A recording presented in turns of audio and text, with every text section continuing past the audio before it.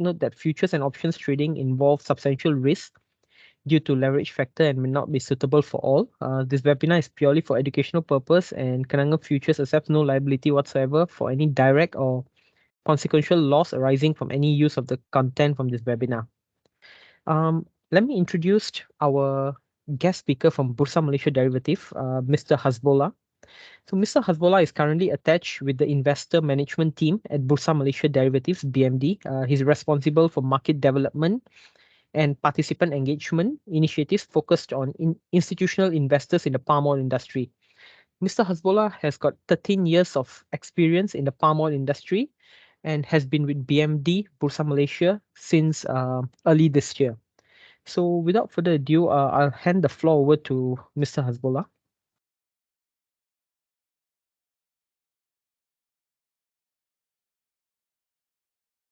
All right. Yeah. Hold on. Yeah. Yes, Shirak. Yep. Good afternoon. Good evening, everyone. First and foremost, thank you very much, Shirak and Kenanga Futures, for the kind introduction, and also I feel it's truly an honor to be here virtually.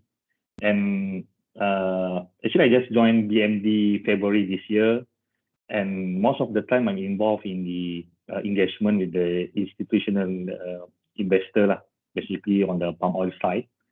So to cover my colleague, so this I think my first public program with BMD and also Kenanga. Thank you for the opportunity, Kenanga Futures. Okay, I think without further ado, we just go to the our topic today. I will explain about the Malaysian derivative market landscape, and for the benefit of everyone, I think it is important for us to know how the derivative ecosystem is governed in Malaysia. Yeah, this is very, I think, it's very basic and not many people knows actually. So from top to bottom, you can see here is the MOF, Ministry of Finance. Is the responsible ministry that oversees the financial, capital, and derivative market industries in Malaysia. So under Ministry of Finance, they have the statutory body, which is the Securities Commission. We always call it SC. Securities Commission is the self-funded statutory body in Malaysia and trusted with the responsibility to regulate and develop the Malaysian capital market. This also includes securities and derivatives. Okay, so they issue license and approvals to market participants such as brokers, fund managers, financial advisors, ensuring they comply with the required standards and regulation, basically. Yeah. Meanwhile, Bursa Malaysia Berhad, as we all know, in the layman terms, people call it the marketplace, or in Bahasa they call it pasar. It's like pasar actually, e-pasar, for example, electronic pasar.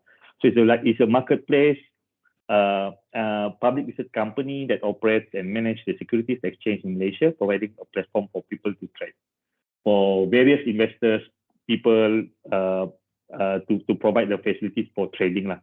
So as a parent company, Bursa Malaysia Berhad, it owns 100% of Bursa Malaysia Derivative Berhad, BMD. So meaning BMD is the subsidiary of Bursa Malaysia Berhad, right? So BMD focusing specifically on derivative market, and we administer and enforce rules, act as a frontline surveillance and frontline supervision of brokers, right? We also in our, I would say, our routine, we also actually look into developing new products, derivative products. Usually we cater the needs of the industries, various industries, financial institutions, so on and so forth. Yep. So let's go to the roles of the exchange. As I mentioned earlier, BMD operates as a central marketplace in derivative. Yeah, this is different from securities, the stock market. This is for derivative market. So facilitating trading activities between buyers and sellers of derivative contracts. So if you can see this slide shows a futures contract with crude palm oil, CPO or crude palm oil or CPO as the underlying asset. So because this is our, I would say, very famous product under BMD. So usually we will give example of the crude palm oil, and also because it involves physical delivery settlement. So in a way, BMD acts as a marketplace where buyers and sellers can interact to execute trade. We also facilitate price discovery for underlying assets such as commodity like CPO or even financial or equity products, right? So this is our three main categories of our product under BMD, which is commodity, equity, and financial. So for your information, the majority of our product volume comes from FCPO and also FKLI, FTSE Bursa Malaysia KLCI futures contract. This is consider our our main revenue contribution lah, I would say, for BMD. And apart from this, we also working to developing new products lah. Yep. So since this session is related to CPO, okay, FCPO. So to gain insights into palm oil pricing within the edible oil or palm oil industry, various benchmarks indices are used. Benchmark and indices are used. Basically, industry people in this world, when they look into crude palm oil pricing, they will look into three benchmark. First is the Malaysian Palm Oil Board price. Usually the local participants, they will often refer to the MPOB pricing. While in the European market, they refer to the Rotterdam price. So this is tied to a major trading hub in I think in Rotterdam, and then they serve as a key reference pricing. But apart from these two, it is important to highlight that BMD FCPO price is widely recognized as the global center for palm oil price discovery. So this is due to the successful and most liquid FCPO contract Currently, it's over, I think it's over 30 years. We have this FCPO.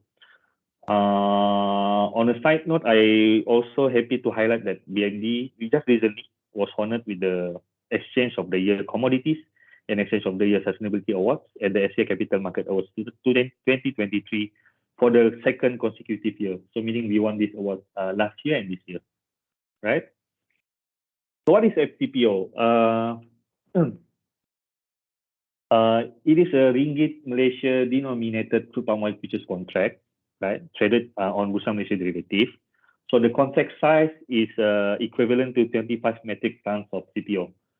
So those institutional investors will use this contract as one of the alternatives for pricing, apart from their normal B2B or business to business or bilateral physical arrangement selling and buying of crude palm oil. They're also using FCPO as an alternative pricing, or also for hedging or managing their risk exposure on the price movement.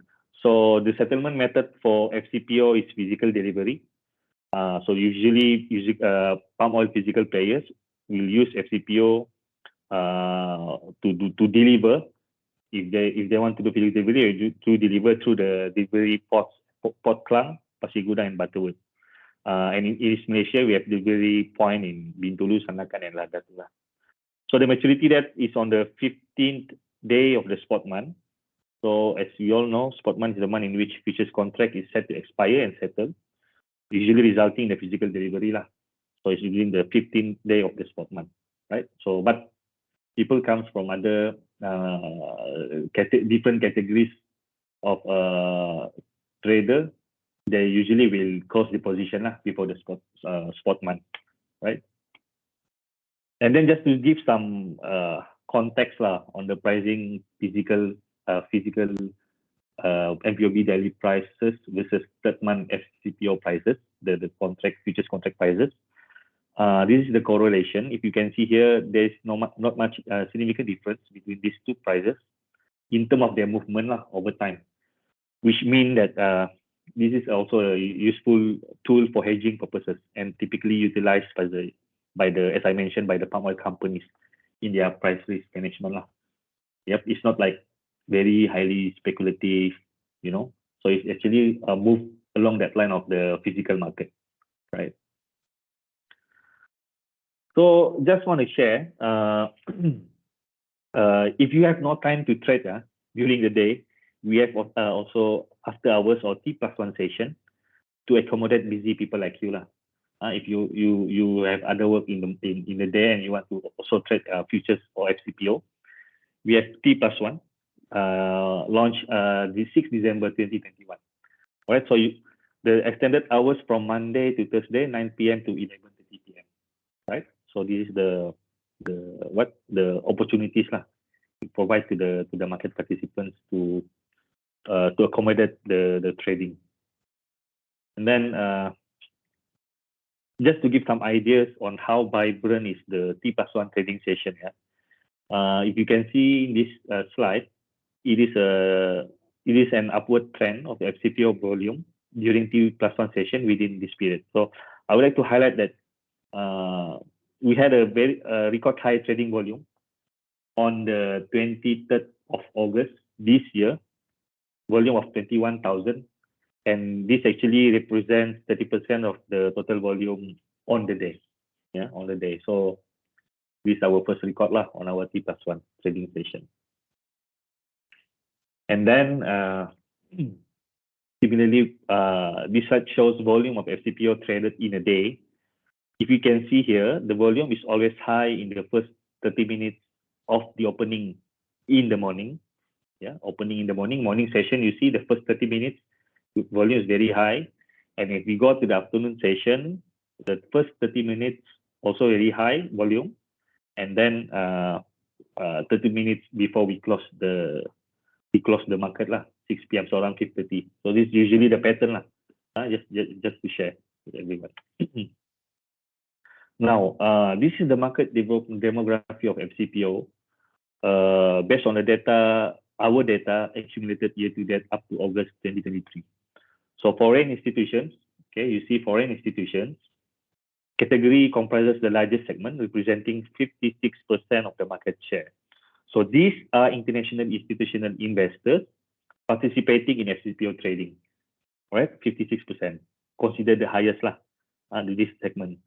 And then you can see here domestic retail, 27% representing in the market. Domestic retail investor are a significant portion of FCPO market. They contribute to the diversity and activity lah. As we all know, retail ni usually they will go in out to gain profit lah, basically.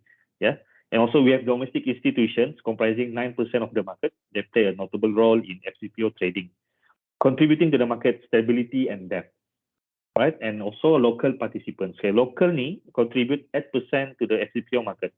So representing a specific segment, typically a local professional trader lah. So I think the key takeaway is that the diversity in market participation is a positive sign, okay, reflecting the appeal and accessibility of FCPO to both domestic and international investors. Hence, in my personal opinion, FCPO making this FCPO sensible for people to do hedging, leverage, trading, for trading for living, for example. So it's a good, it's highly liquid and also vibrant FCPO. So what's in the pipeline? Just to share to everyone that we will have our mini USD Chinese renminbi futures contract, or we call it FCA and hedge, and also the Bursa Malaysia DCE soybean oil futures contract FSOI. So stay tuned for the future announcement of our latest product offering for this one.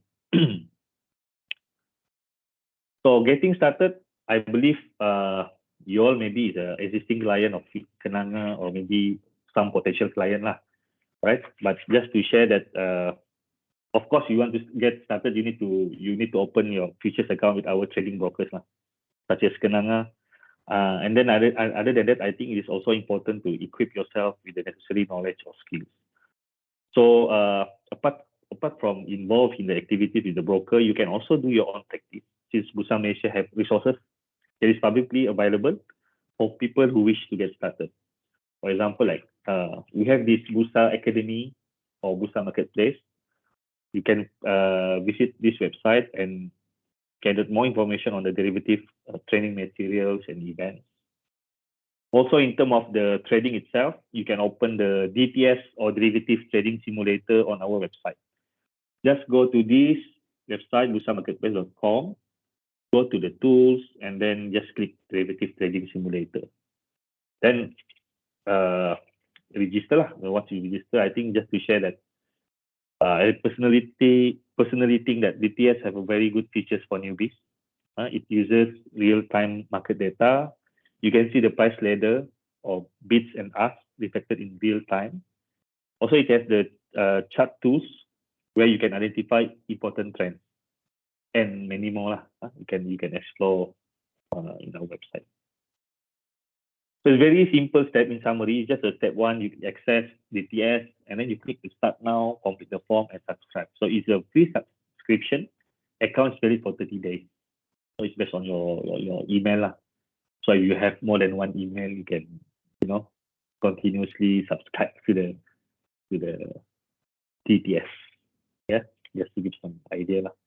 So I think that one is my live slide. So if you have any inquiries, please feel free to reach out to us, Luna, Susan, or me lah. Right. So with that, thank you very much, Sirat. Yeah, over to you. Thank you. Thank you so much, Mr. Hasbullah. And thank you so much for coming in today and sharing so much with us. For those of you who are in the list, in the participant list, and you like the slide deck, we'll be happy to share that after this webinar. And if there are any questions for Mr. Hasbullah, feel free to drop in the chat box. We'll be happy to address them after this session finishes. So with that, a big thank you again, Mr. Hasbullah. We look forward to having you with us again in the future. And now we'll go on to our second part of the agenda. And without further ado, let me introduce to you Mr. David Ng. So David has been with has already been giving quite a number of webinars with Kenanga Futures. We're happy to welcome him again. Today, he's going to be covering on the CPO market outlook and trading opportunities, so something more detailed from what Mr. Hasbullah presented. David is currently a full-time proprietary trader with Iceberg X Sendirian Berhad. It's a local trading firm based in Kuala Lumpur, and he has got extensive experience in this trading market and listed derivative space. So without further ado, I'll hand the floor over to you, David. Okay, hi. Thank you, Shirak. Just before I start, just like to do a quick sound check and a slide check. Are you able to hear me and see the slides? Yes, we can. Yeah, okay, that's great. So let's just begin. Firstly, just like to thank Kenanga Futures as well as Bursa Malaysia Derivatives for inviting me to speak on today's webinar entitled CPO Market Outlook and Trading Opportunities. I believe Mr. Hasbullah has covered quite substantially on the contract specs for the CPO market. And we also like to take this opportunity to actually congratulate Bursa Malaysia Derivatives for actually recording good volume. I think all-time high for the T plus the night session. So I see there's interest in the market, and as long as markets are gyrating, and there's definitely opportunities that we can tap. If you are still new to the futures market. So let's just begin. I think just before I start, as usual, risk disclaimer. So anything materials that's presented here today is purely for educational purpose. Any opinions are purely solely my own opinion. It doesn't reflect opinion from Kenanga Futures or in fact from the exchange. And dabbling in futures market does involve substantial risk. So just to reiterate what Shira has mentioned earlier, if you are new to futures market, make sure you are well equipped, with the necessary knowledge. I believe Kenanga Futures do have a lot of sessions like this that can enlighten you further in order for you to gain more insights into futures trading. So make sure you have sufficient knowledge before you actually embark on your trading journey. Now, in the next 30 minutes or 45 minutes or so, we're just going to cover a few key points. I think firstly is that if you talk about futures market, which is the crude palm oil in this context, I think it's important if you are trading the market, fundamentals does play a role, and understanding the factors that actually affect prices may actually helps you in a way to navigate the market. And obviously, as a trader, if you are full-time trading the market, fundamentals will take some time to actually play out. Technicals is always something that's quick and easy. So I'm just going to cover technicals on the second part of the webinar. But I do firmly believe that, after going many years in the market, in the CPO market trading especially, I believe the fundamentals to a certain extent does have an impact to prices as well. So at the end of the day, understanding both the fundamentals along with the technical aspect will hopefully give you a better insights into trading the CPO market. And if we have time, we're probably going to touch a little bit on just the basic of options. I believe that options, futures and options are derivative instruments, and eventually, both these instruments will help you to better manage your risk in the market. Now, I just probably going to start off with just looking at insights of the world. Basically, just looking at where the world is heading, especially as we head towards the last quarter of the year. It's importantly for us to recap what happened in 2023. Now, as we start in the beginning of 2023, we are very hopeful that as countries are coming out from lockdowns, there's obviously anticipation of better growth ahead.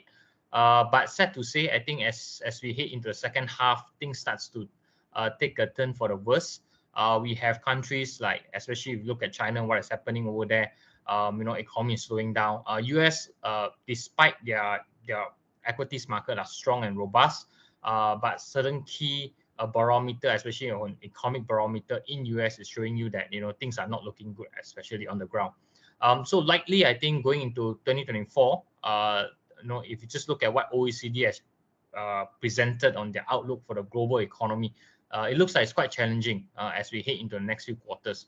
So now, how will this impact CPO? You might ask. Is that given that global economy is slowing down, naturally the demand for commodities will also eventually slow down.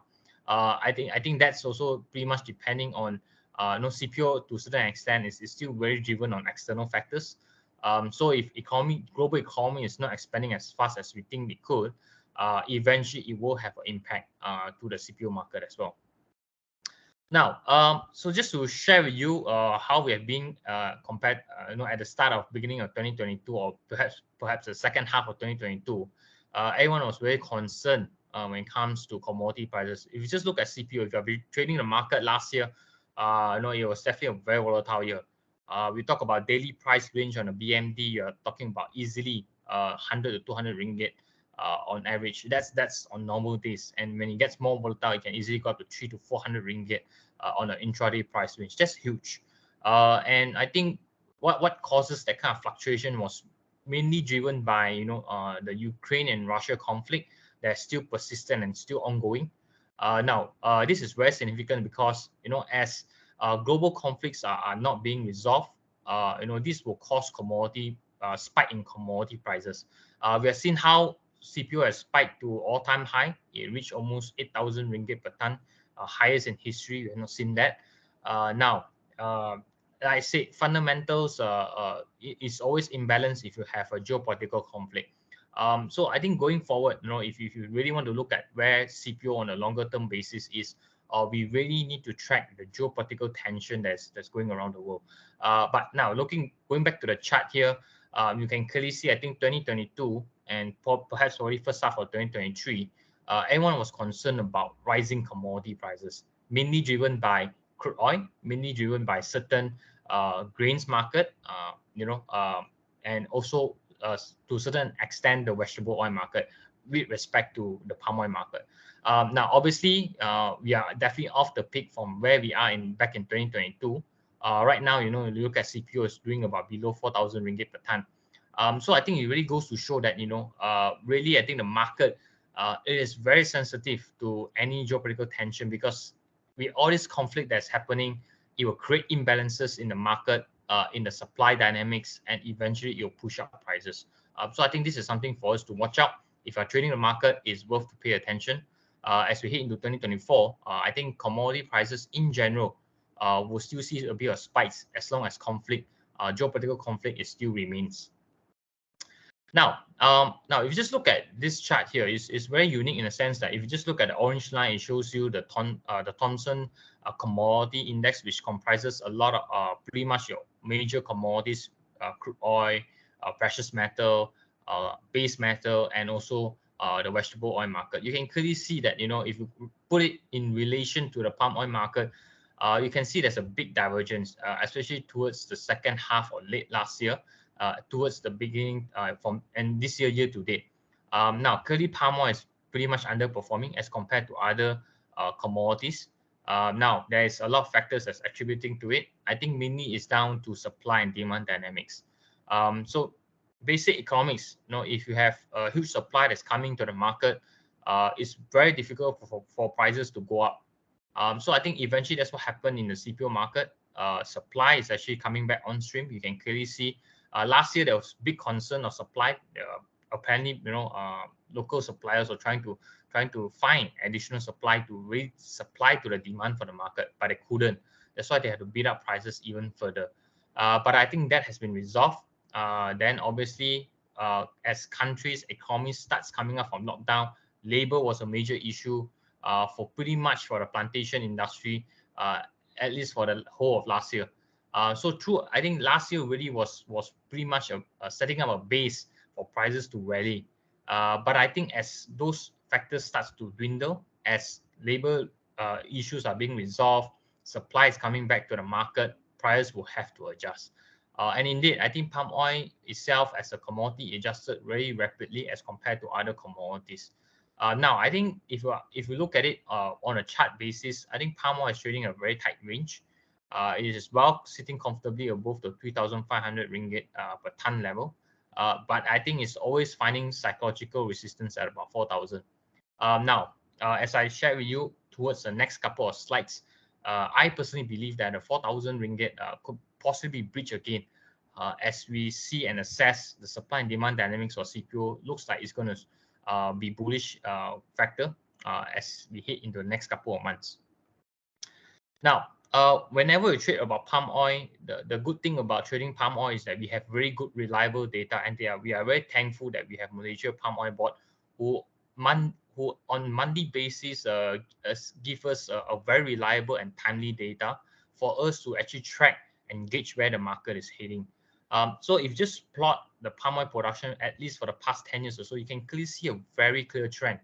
Now, if you just look at month-to-month comparison, you can clearly observe that the production, naturally the palm oil production will start to increase around late May or early June.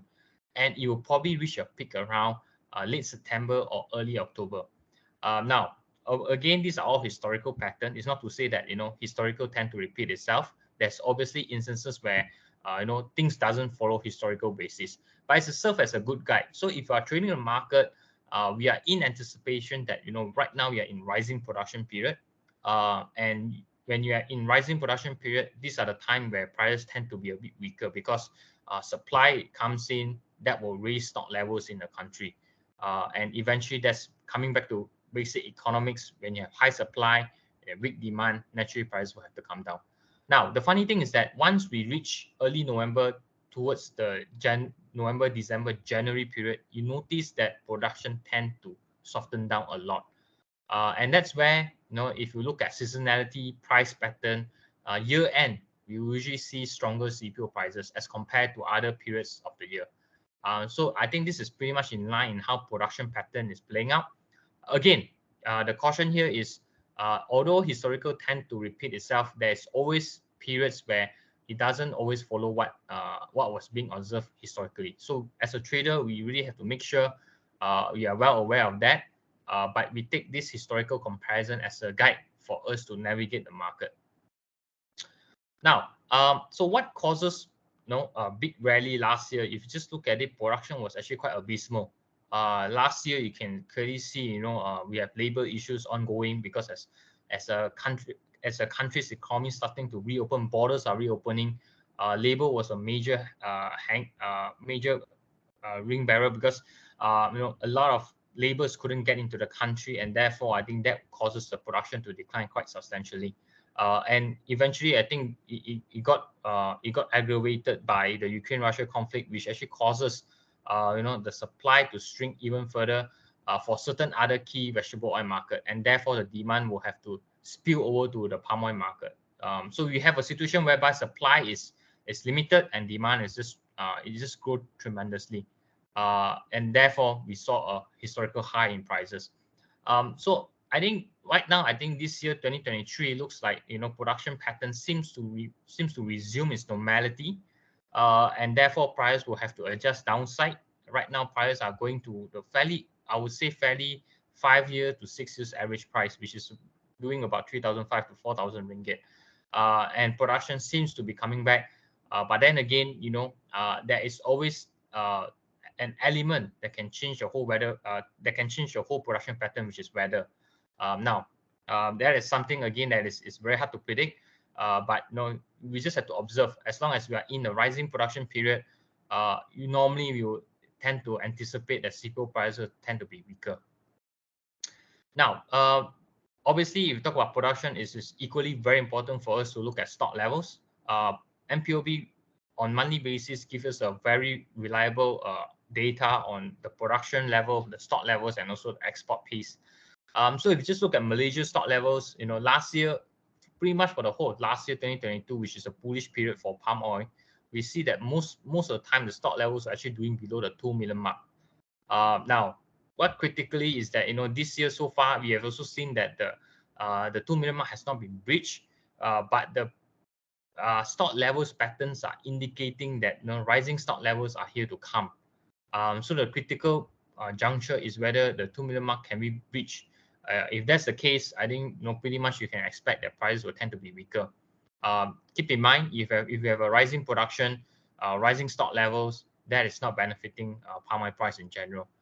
Now, vice versa. Now, if you just look at it towards the year end, you tend to see stock levels tend to decrease because the production tends to decrease, and that's usually be a good beneficial for prices. So if you are trading the market, you have to be aware of the seasonality that's in play. So as we head towards the year end, where you tend to see stronger prices, if you're trying to short the market, usually you easily get caught.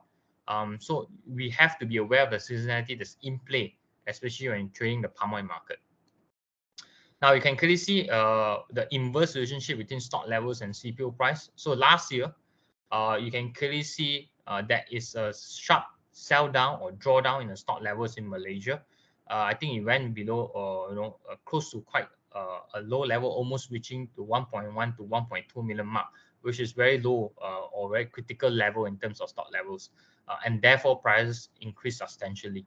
Now, I think that has since adjusted. We have seen how rapidly stocks has come in. Production came in and actually raised the overall stock levels to above 2 million. But then again, it dwindled down further as well. So really, I think you can see the inverse relationship between the stock levels and CPO prices. As long as you see rising stock levels in general, normally you expect CPO prices tend not to do well. And if you see stock levels tends to decline, that means you should see CPO prices tend to be stronger. So there's an inverse relationship between the CPO prices and stock levels, in general.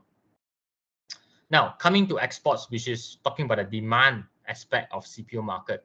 Now, export usually, the two major players, the two major biggest buyer of Malaysia palm, we have India and China, obviously by geographical and demographics. Now, you can clearly see, I think, Malaysia, we are competing very competitively with Indonesia, which is the largest CPO supplier in the world. So you can clearly see, I think Malaysia export trend this year has been quite sluggish, given the fact that China, despite the over optimism of coming back from a rebound from the economy reopening, it doesn't seem to show us much good signs. Eventually, that will translate to weaker demand in general. So I think Malaysia export trend this year has been quite sluggish to say, and that actually may not be a good thing, because that will eventually, raise your stock levels. Because if demand is weak, production keep rising, you usually anticipate stock levels to increase. So I think that's where we really need to watch out in the next coming months. Towards the year end, especially in the next couple of weeks, ahead of the Diwali festival that's happening next month. Normally we expect India to purchase a bit more for restocking purposes. So let's see in the next couple of weeks, if the export pace remain resilient, then likely we can see CPO prices tend to be a bit more supportive. If it's not the case, then I think generally we should see CPO prices tend to be on the downside probably in the next couple of months or so.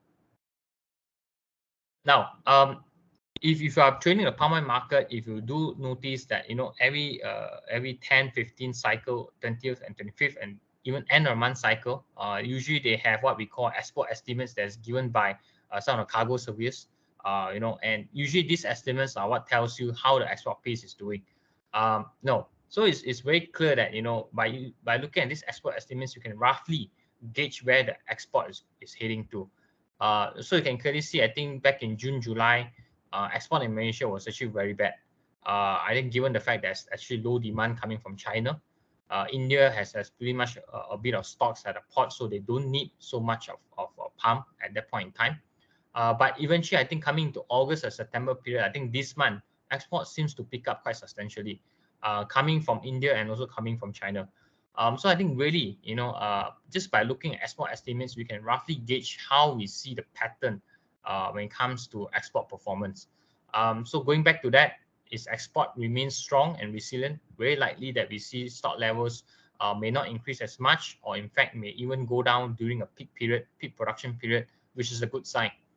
So I think eventually, if you're trading the market, watch out on these export estimates as we head into critical periods in time where we should be paying more close attention to, especially to track how the exports actually been doing coming from India and China.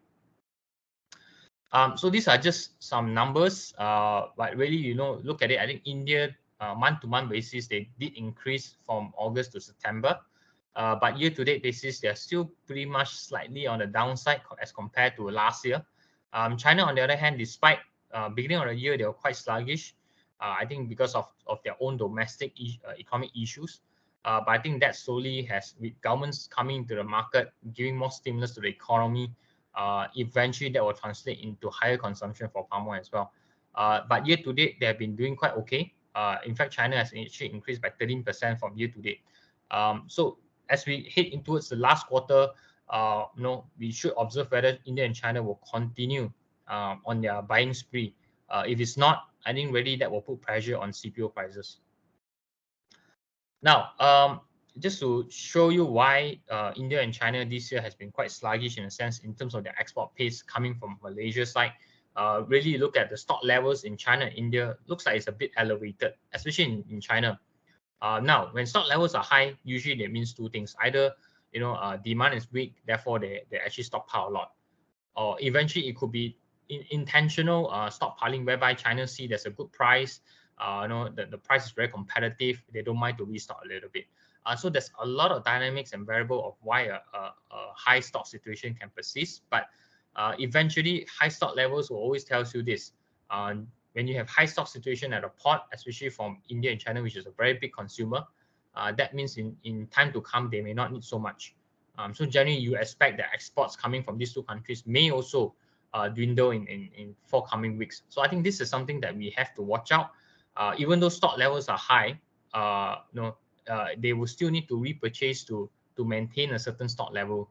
But it's crucial to watch when you have such a high stock level. Normally, that will dwindle a bit of the appetite when it comes to buying palm oil from Malaysia market. So I think that's where we really need to be observing quite closely in the next coming months or so. Now, if you just look at it, I think China is really struggling in terms of their domestic economy. Given the fact that they are struggling in terms of property sector, which is quite is pulling down a lot of weight on their whole economy performance. So I think that also create a bit or dampen some of the sentiment of the consumer. Eventually, that will translate into lower demand for palm oil as a result. But hopefully, I think with government coming into play, government trying to control, giving more stimulus into the economy, hopefully that will translate into better news and better numbers coming from China towards the year end. India, on the other hand, it all pretty much depending on how their own crops are doing. If weather is bad, India may not need. India may need a lot of palm oil, but if weather is good and it's fine, and their crops are doing well, they may not need so much of palm oil. So that's pretty much very, very depending on how the weather play, especially when in relation to their own crop.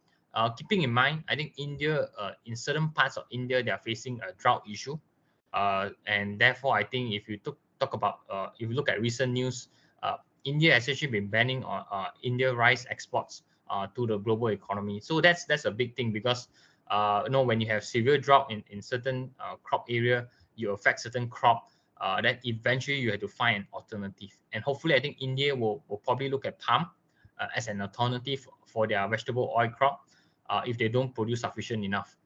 So I think that's something that to look out for.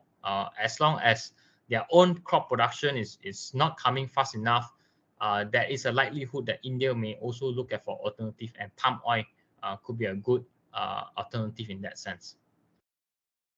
Now, so pretty much that's on supply and demand dynamics for palm oil market. I think next also to look at certain key external factors that actually drive palm oil prices as well. But keep in mind, there's so many variables that actually affecting palm oil price. We need to understand and gauge which particular factor that actually plays more pivotal role. Now, if you just look at the crude oil and palm oil dynamics, over the years, we have seen that when you have the relationship has actually been quite positive, which means that when you have high oil prices, that normally benefit palm oil price for the fact that palm oil is being used as a biofuel feedstock for crude oil. So if crude oil is trading above $100, which is where it's trading right now, normally is good for biofuel producers to actually produce, or there's more incentive for them to produce biofuel, because crude oil is expensive. Palm oil, if it's cheap, they can actually blend palm oil to crude oil to form biofuel as a way for transport, as a way for fuel for transportation. So that's in a way put a positive spin between crude oil and palm oil relationship over the years. Now, the funny thing is that if you just look at in recent times, things starts to diverge between the crude oil and palm oil market. Obviously, you have seen a strong crude oil performance, which is mainly driven by OPEC decisions, OPEC cuts. But you don't see that putting a rally in the palm oil market. So really, I think it's down to your basic supply and demand. If you just look at the numbers for MPOB for the past couple of months, you notice that actually production has been rising. Stock levels in the country have also been rising. So that's a very negative factor when it comes to CPO prices. So despite crude oil and palm oil sharing a positive relationship over the past years, in recent times they have not been moving on a positive basis. So I think that's where we really need to be careful when you look at interrelationship between different commodities. So this is a good example where although we can't rely on historical basis, but we have to look at the dynamics of the market at this point in time. So keep an eye on this. I think crude oil and palm oil divergence, sooner or later, both of these markets will tend to correlate positively again. But it's just a matter of time, and that's where we just need to watch out for. So in general, higher crude oil price usually is very supportive for palm oil market, for the simple fact that palm oil is used as a biofuel feedstock. So in a sense that it does help with a high oil price environment, it does help to propel palm oil prices further. Now, next bit, weather. Now, weather is a very tricky factor. It's highly unpredictable. Weather pattern nowadays, even the best weather model around the world can get it wrong. It goes to show whether you can probably put a blame to climate change or whatnot, but weather patterns are getting very erratic. So on one hand, you probably would say, oh, we are forecasting dry weather in the next couple of months, but in the next couple of weeks, suddenly that forecast can change. In fact, this is what we are seeing right now. I think early part of this year, they are forecasting that El Nino will probably be happening towards the middle of this year. We don't see that until the last 1 week or so. I think Australian weather model has actually confirmed that El Nino is very likely happen probably in December, January on the Australian side of the world. So I think weather itself, is a very big element when it comes to trading commodities.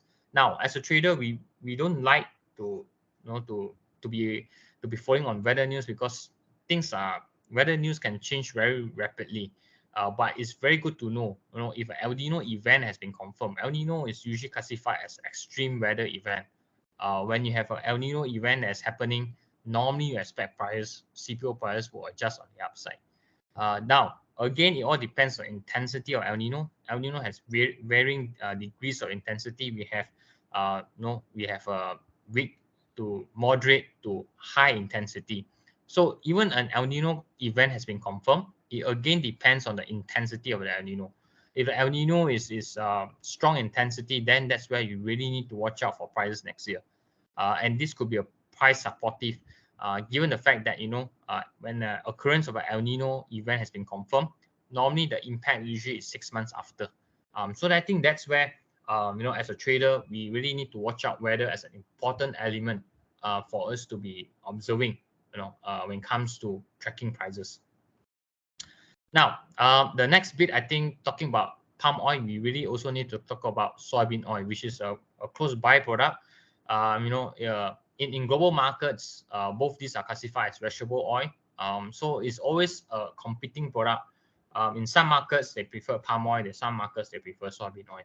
Now, if you just look at the relation between both the markets in terms of their prices, you can clearly see there's a quite a close positive relationship. That means if soybean oil prices is higher, normally you expect palm oil price to follow along. Now, there's also period of divergences. That means doesn't mean that if soybean oil goes up, you should expect palm oil to go up. It could be palm oil could be affected by other elements as well, and vice versa. So, relying on too much of historical relationship sometimes can blind us in terms of looking at where the market is, but it serves as a good guide. So going forward, if you want to gauge where palm oil market strength is, we can actually also look at soybean oil, because both of these are competing products in the market, so therefore they are quite closely related. Now, so when you talk about soybean oil to palm oil, there is always what we call a spread, a price spread. Now, why this price spread is important? Because if you have a price spread that is in normality, soybean oil trades at quite a premium compared to CPO, for a couple of various reasons. But this spread will tend to gyrate for the past decade or so. It tend to average around 150 to 200 US dollars. Now, things has changed at the start of the COVID-19 pandemic. You can really see that the spread dynamics for the palm oil and soybean oil spread has changed quite substantially. Right now, the spread between the soybean oil and CPO is at a very steep premium. You are talking about 550 US dollar, which is a very steep. That means soybean oil is way overvalued and CPO is way undervalued. Now, if you are someone that's trading on this spread, you're hoping that the spread will revert to its long-term average. Now, given time, it might, but it's just a matter of timing. This spread can persist on a high premium for a long period, given the fact that the fundamental factors that's affecting soybean oil and CPO are quite different. So I think that's something that we need to watch out for if you are looking at these two dynamics. So I'm not saying that right now, based on this spread, you should be shorting soybean oil and buying CPO, hoping that the spread will normalize to its long-term average. That's not the case, because like I mentioned, it can stay at this level for a long period. But it goes to show, I think the narrative for strong CPO prices is there, because the byproduct soybean oil is trading at a very steep premium. So eventually, I think importers will really look at this and probably look at the competitiveness between soybean oil and CPO, and probably will shift some demand over to CPO market, and therefore raise CPO prices. Now, just to share with you the price seasonality of palm oil. Now, as a trader in commodities market, we like commodities because the seasonality pattern in commodities are very, I would say it's very clear. So if you just go back to the first couple of slides, I show it to you. If you notice how the pattern of production starts to come down in the beginning of November to this January next year period, you notice that price year end tend to be stronger. Now, the areas or the circles are highlighted in red are year end. I think it's November, December, and January period. If you notice, pretty much these are the period where their prices are usually stronger as compared to other periods of the year. Now, the way we look at this is that if you are entering into the last quarter of the year, which usually coincide with stronger prices, so if you see a rally in prices, that should be a good point for you to be entering into the trend and hopefully capitalize on the trend. Now, if you try to find a turn in the trend, especially on a seasonality strong period, trying to short the market usually is a very tough business to be in. So keep this in mind. I think seasonality in palm oil is actually quite clear. Now, keep in mind again, the risk disclaimer here is that things may not repeat historical basis. There is chance that it doesn't repeat, and that's where we really need to be careful. But as long as productions are fundamental factors are aligned, normally we can anticipate towards the year end we should see stronger prices. Now, I'm not going to go too much on definition on contango, on backwardation. It may sound very sophisticated, but in just a normal layman term, is basically plotting the prices, all the different future contract prices that's listed on the Bursa Malaysia derivatives market. So if you plot those prices and you form a curve, this is what we call a forward curve or in the market. Now, understanding this forward curve can be quite complex, because by understanding this forward curve, what we're trying to gather is a sentiment of the market. Now, a contango market usually refers where the farm-month prices are trading much higher compared to the near-month prices. So take, for example, your third-month contract now is December contract 2023. If you just take, let's say, for example, February, March next year, those prices are trading way above price in the December contract. So this is what we call, or what we refer to as, a contango market. Now, normally in a contango market, what it tells you is simple. That means that the market generally at this point in time, the near-month market is bearish. And going forward to the next couple of months, they are hoping that the market will turn more bullish. That's why it's called contango market. Now, the opposite is what we call a backwardation market. Backwardation market meaning the farm-month contracts are trading way below compared to near-month. Now, in the backwardation market, that means the near-month is very, very tight. That's why they push up the near-month prices. And therefore, a lot of people are bidding on the near-month prices to be higher. Therefore, the near-month contracts are much higher compared to the farm-month. Now, in this market, this is what we call a very bullish market, because there's not enough supply in the near-month. But eventually the supply will come in. That's why they push down further month prices. So understanding all these dynamics of different contract, the pricing of different further month contracts will help you to gauge, will help you to understand where the market is heading to. So in the contango market, it just tell you that CPO market right now is still quite bearish, in the sense that the market is still quite well supplied. But the important key point to take note is that when the curve starts to change, do take note that you can be a contango, you can change to a backwardation, you can change to contango. When that happens, that tells you the sentiment of the market has totally changed. So I think that's where we can take this with an element of understanding or gauging the market sentiment in order for you to it helps you to aid you in order to better understand where the market is heading. So, okay, going into the technical part of it, if you just plot the average daily prices for CPO market, and you just plot, using two different period of exponential moving average, which tells you the general average movement of prices. Now, as long as prices are trading below the 50 period and the 200 period, which is usually considered the medium and longer term period in the market, usually that means the market is still on a downtrend. And if the market is trading way above the moving averages, that shows you the market is generally on an uptrend. So you can clearly see there's a couple of points this year in the CPO market where it tries to break the long-term 200 period EMA line, but it failed. Then eventually, I think the market is going on a sideways range, but with a downside bias.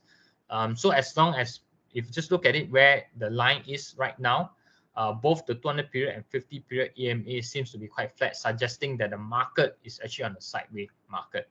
It's doing at a very fairly tight range, but I can assure you, normally once the market breaks both the tight range, normally is usually a trend in form.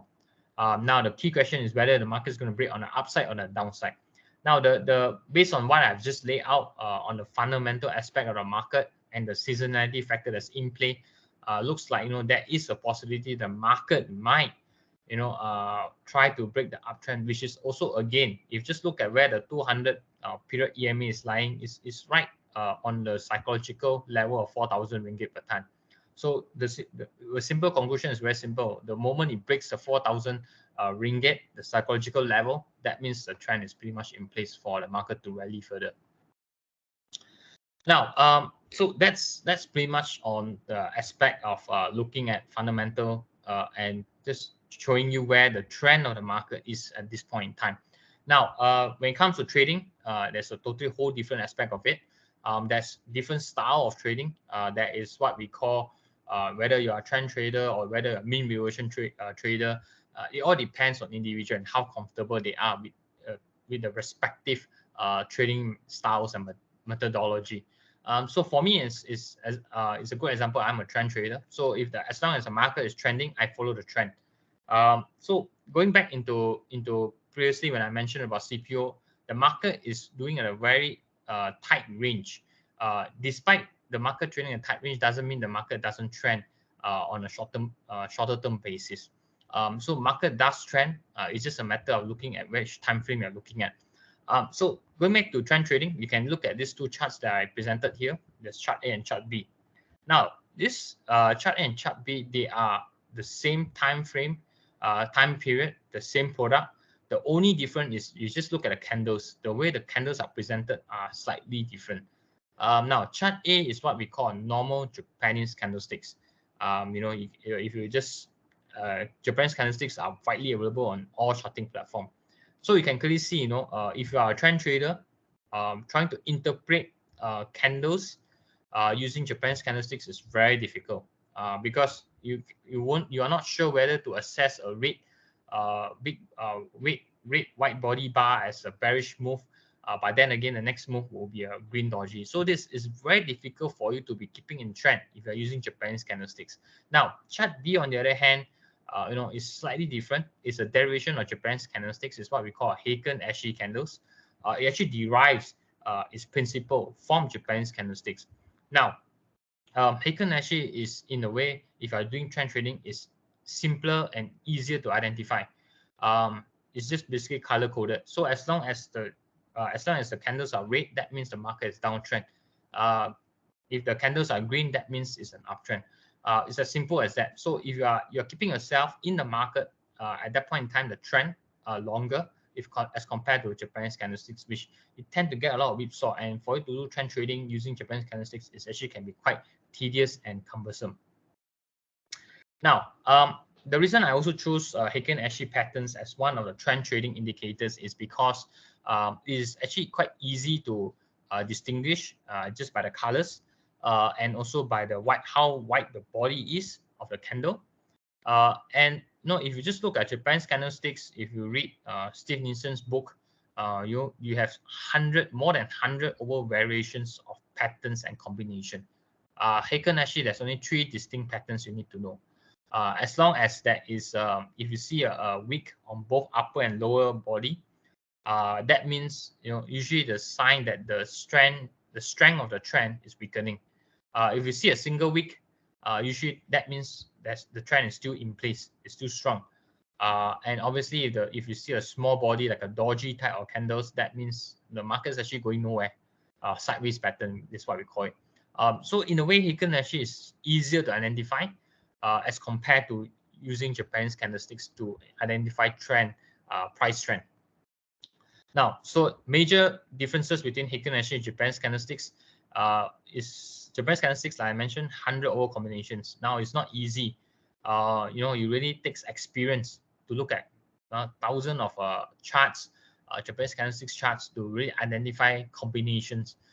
And it's also, in a sense, it's very subjective in nature if you use Japanese candlesticks. Now, Heiken Ashi is a derivation of Japanese candlesticks. There's a fixed calculation of it. I don't go too much on how to calculate Heiken Ashi. You can obviously go and Google it. So it's, in a way, if you are someone that's doing automated trading, you write your own program, you write your own algo trading, definitely Heiken Ashi is suitable because you can quantify the candles itself. So in a sense, also Heiken Ashi is very trend following. It helps you to remain in a particular trend longer than usual. If you compare to a Japanese candlestick, sometimes if the candles changes or the candle shows a different pattern, then you tend to reverse your execution or you are against the trend. So in a way, Japan's candlesticks are more to reversal patterns rather than trend following. Heiken Ashi, again, you want to identify the trend, just look at the colors. Japan's candlesticks is more to the pattern combination. So just to illustrate dynamic out of it, you can see here, these are all red color Heiken Ashi body bars. So if it's a white body, that means the downtrend is very strong. So you can maintain a short-term short signal here until the candles change color. Now, if you have a very small body like a doji type, that means the market is actually going nowhere. It's sideways pattern. Then obviously green candles. So the wider the body is, that means the stronger the trend is. Now, the only differences between, I would say, or rather the major weakness for Heiken Ashi is, if you just look at most of Heiken Ashi charts, you don't see gaps. In fact, they represent the gap by the candle.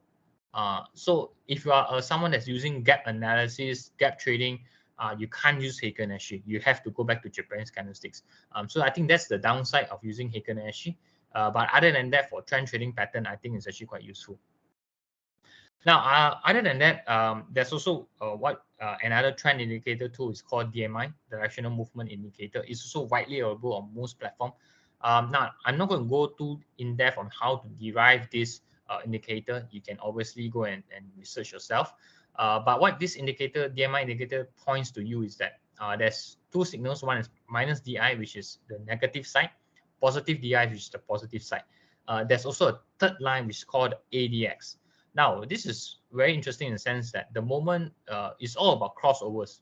Crossovers, if you look at here, the orange line is actually your negative DI. The blue line is your positive DI.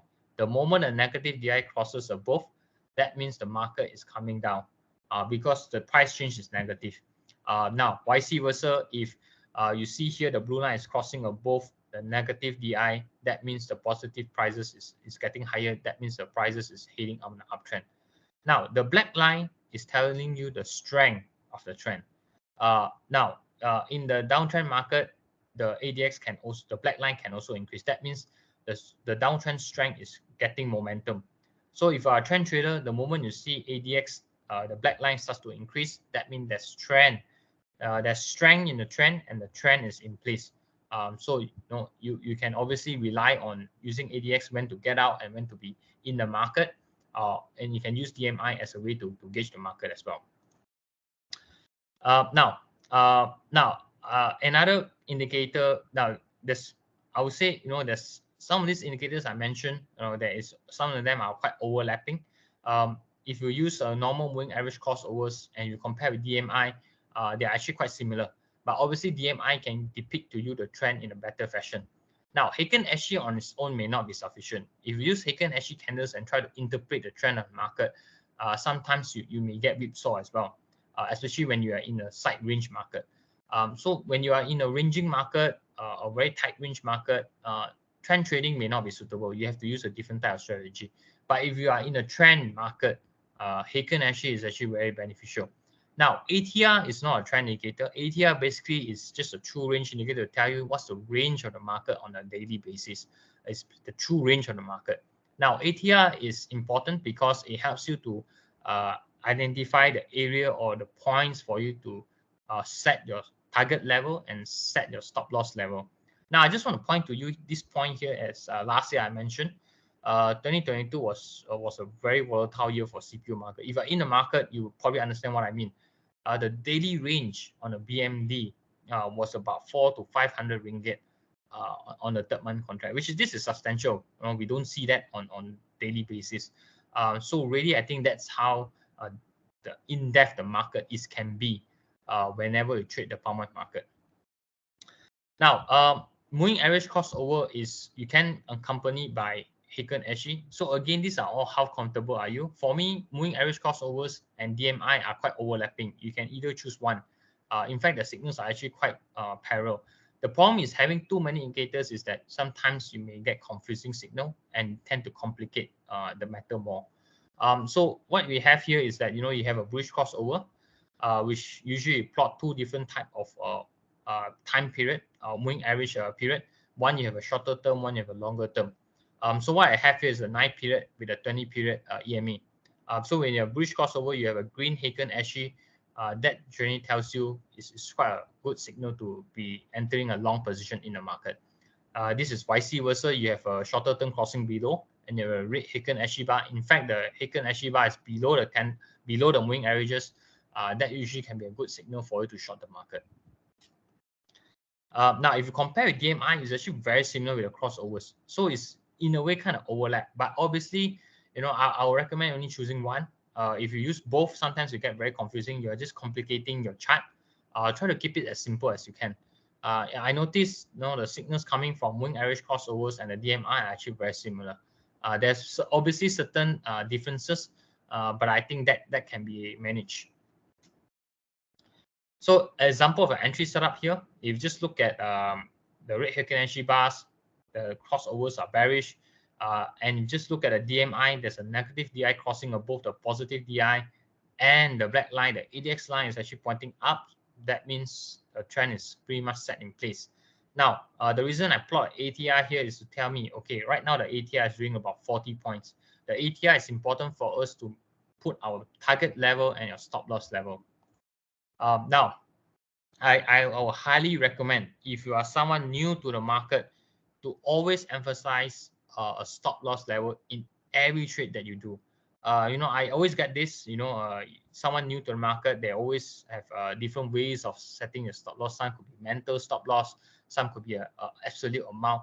I would say it's up to your comfortable level, but always make sure you must have a plan for you to get you out of the market if the market go against you. It is very important because especially last year when you have such a volatile period, if you are not stop out, sometimes the losses that you incurred could be very substantial. Keep in mind, the market can usually get up and get down. If you just look at how the CPO market reacted during the height of the geopolitical conflict, the get up and get down can really be very significant. So if you don't have a stop loss in place, you are definitely asking for a lot of trouble. So having an ATR is basically to measure your stop loss and your target level. So how we do that is that basically you got a short signal at about 39.88. Your ATR value is at 43 ringgit. So if you just work on a reward to risk ratio 2 to 1, that means you're looking at about 86 points for your reward, 43 points for your stop loss. So that's how you use the ATR to measure. Now, there's no hard and fast rule. Reward to risk ratio 2 to 1 is just a common perception, but obviously when it comes to actual trading, the ratio can be even lower. Again, it all depends on individual. Now, using ATR to measure a stop loss can be very beneficial if the market is very volatile. Again, you have to keep note, because ATR value does change. If the market gets volatile, that means you are setting bigger value for a stop loss. That means you must make sure you're prepared for bigger loss if the market gets more volatile. So that's the downside. Again, these are all, this is not cast in stone. This is not hard and fast rule. You can always tweak around it. You can use a portion of ATR value or a certain percentage of ATR value. It's all up to you. But the key message is you must make sure you must have a stop loss in place. So this is what happened next. We took a short signal. I think pretty much, pretty much, I think the market came down to our target level. Obviously, there is also, again, I will always caution people, if you set your your profit target level, and once it hit, just be out of the market. If the market keeps continue in your favor, so be it. Obviously, there is always a reward to risk trade-off that you need to do, because the moment that you don't follow your plan, you tend not to be disciplined enough for your next subsequent trades. I think that's where it can be a downfall for pretty much for a common downfall for pretty much a lot of traders. Now, obviously, there is a couple of instances where divergence between moving averages and DMI does appear. This is where, again, we need to use experience. If you have used this strategy long enough and backtest it, and that's where you really need to make a decision. Now, for me, DMI is useful for me to really indicate where the start of the trend is. But during the trend formation, if it's a downtrend, moving average crossovers is just sufficient together with Heiken Ashi. It's just suffice for me to look at to gauge the market to gauge the market trend. Now, if you just look at this pattern, we are just entered around here, we probably get out here. If you just look at it, we can actually write it towards the end. Again, these are all hindsight. In hindsight, you can tell the picture 100% with clarity. If you're at the moment in time, you just have to follow the plan. If the plan gets you out of here, means you're out of here. If the market keeps continuing down, you miss it, means you miss the trade. Keep in mind, a missed trade doesn't mean that the opportunity doesn't come the next couple of rounds. So you just have to wait for the next opportunity to come into the market again. So keep in mind, try to manage. Ultimately, in trading, it's all about managing risk. As long as you manage your risk well, your reward will come in substantially in due time. So I'm just going to go very briefly on options. So options is just another instrument where you can look to manage risk. I'm not going to go in depth on basically the type of options. There's only two simple type of options. One is call options, put options.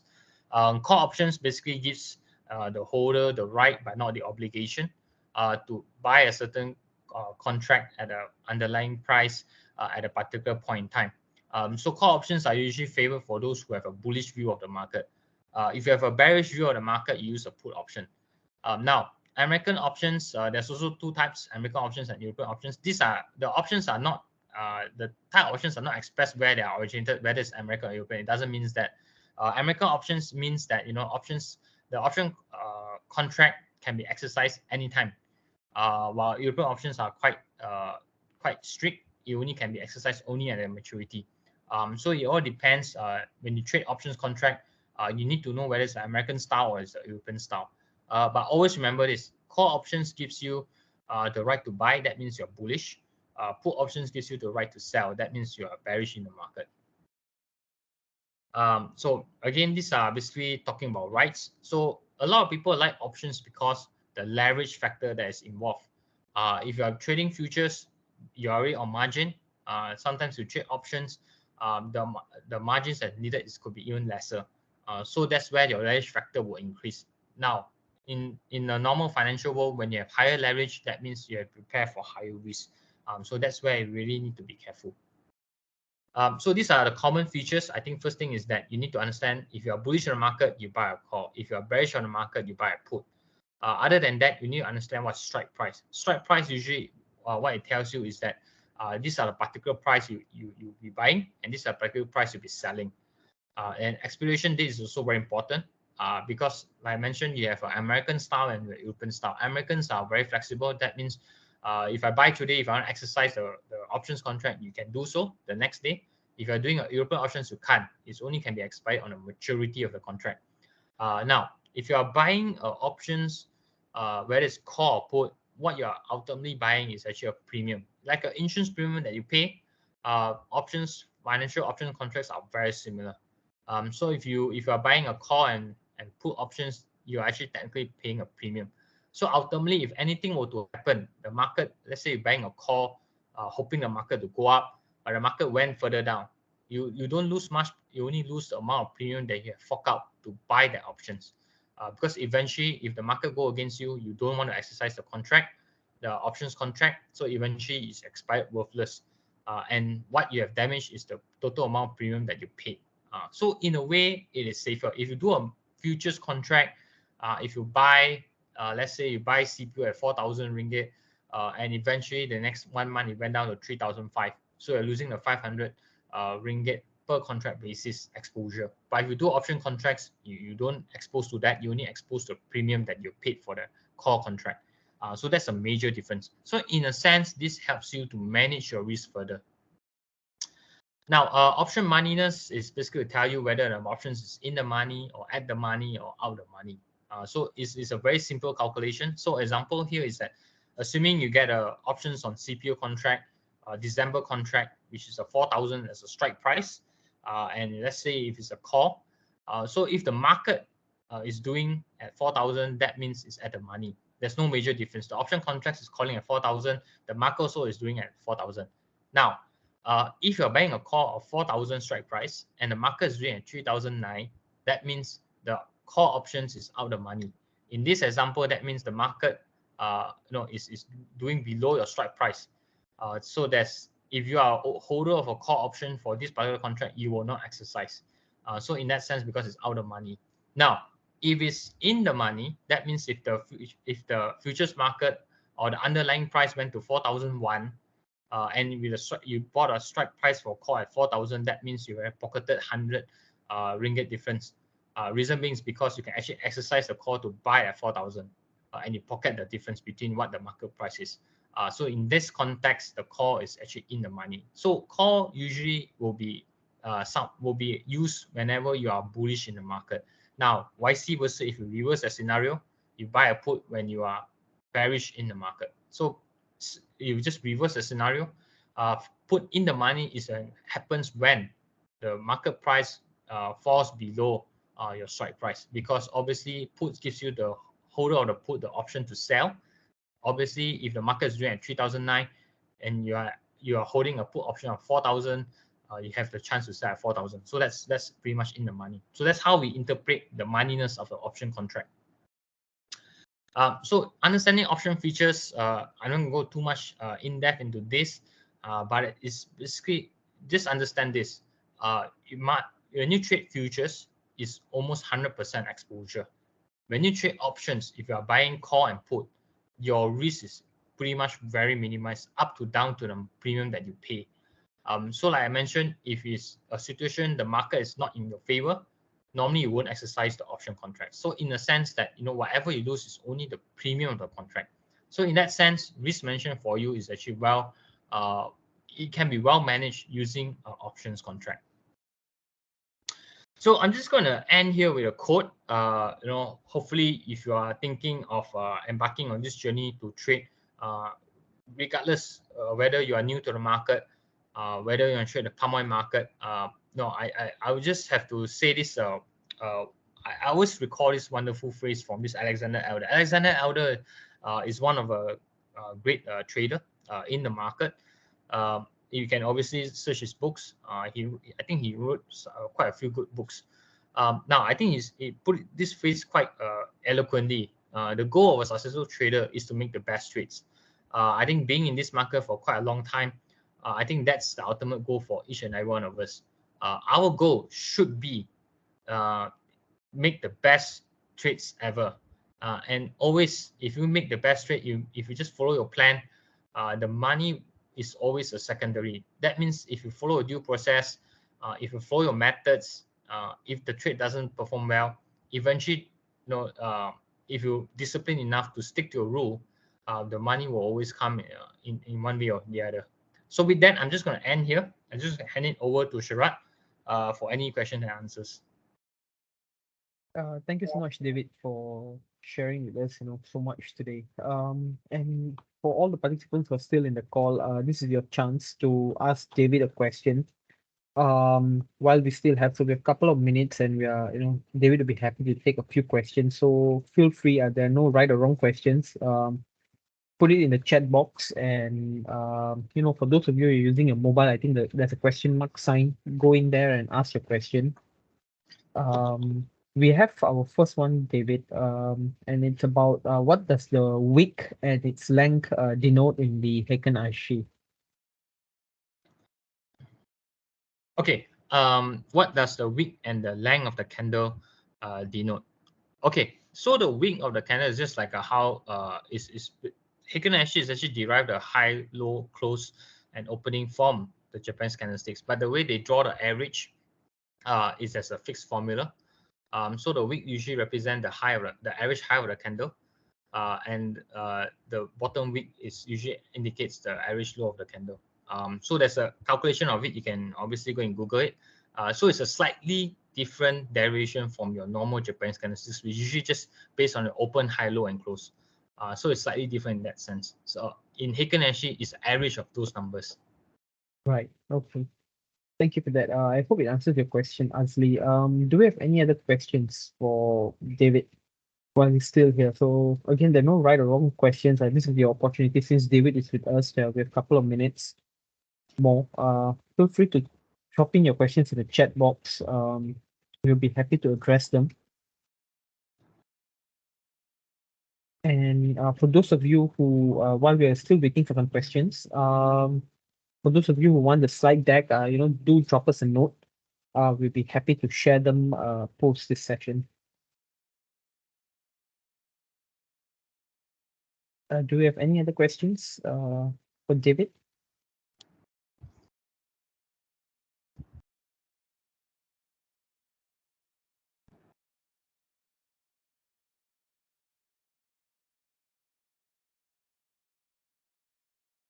Yeah, I think David, we have we're not facing any questions today. So maybe Sure. I think before we let you go, I'm not sure if you've covered this, but in terms of market outlook, where do you see the FCPO to be in the next quarter? I mean, the fourth quarter, or where do you think it will end in by December this year?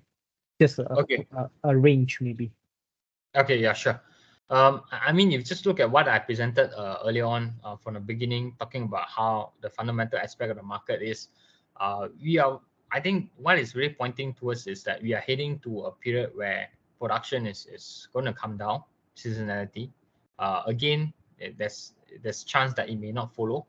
But if it does follow, that means we are looking at December, January period to be very weak production period. That means stock levels is going to come down. So eventually, prices will have to be supported. I'm still looking at prices well supported. If you look at December contract at about 3,600 ringgit, and I still think that there is a possibility that CPO price will try to breach the 4,000 psychological level again, probably towards December or January next year, given the factors that we just mentioned in the earlier part of the presentation. Fair enough. I think David, we won't want to hold you back. We're not we're not got any questions today. So for the Sure. participants in the chat box, if you have any questions, feel free to email us, and we'll send it over to David for him to give some of his inputs. And for David, thank you so much for sharing with us so much, so much of information today, from the technical charts and the outlook of your crude palm oil. We'll be looking forward to having you with us again in the future. Sure. Thank you. And just wanted to, have a good evening again. Yeah.